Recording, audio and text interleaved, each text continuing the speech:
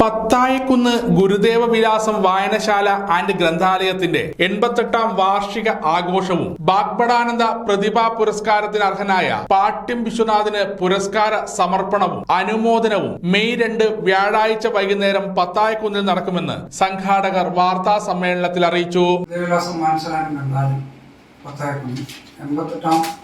വാർഷിക ആഘോഷവും ബാഗ്ബടാനന്ദ പ്രതിഭാ പുരസ്കാര സമർപ്പണം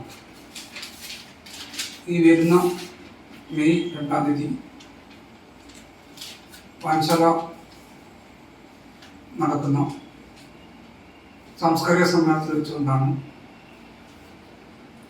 പ്രതിഭാ പുരസ്കാരം പ്രശസ്ത കവിയും ചെറുകഥാകൃത്തും ബാലസാഹിത്യകാരനുമായ ശ്രീ പാട്യം വിശ്വനാഥിന് സമർപ്പിക്കുന്നു.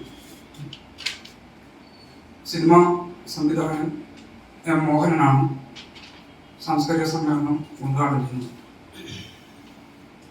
പാട്യത്തിൻ്റെ സാംസ്കാരിക നവോത്ഥാന പ്രവർത്തനത്തിൻ്റെ അകത്ത് ഏറ്റവും മുൻപന്തിയിൽ നിന്നുകൊണ്ട് പാട്യവും മൊകേരി ഗ്രാമങ്ങൾ ഉൾപ്പെടുന്ന പ്രദേശത്തെ ഒരു സാംസ്കാരിക കേന്ദ്രമാണ്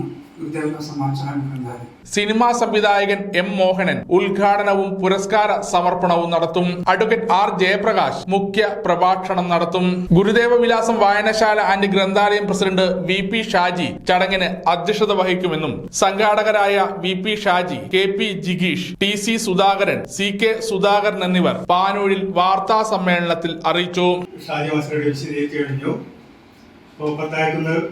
ബാഗ്ബടാനന്ദ ഗുരുദേവ വായനശാല എന്ന് പറയുന്നത് നവോത്ഥാനാചാര്യനായ ബാഗ്ബടാനന്ദ ഗുരുദേവർക്ക് കേരളത്തിൽ തന്നെയുള്ള ഉചിതമായ ഒരു സ്മാരകമാണ്.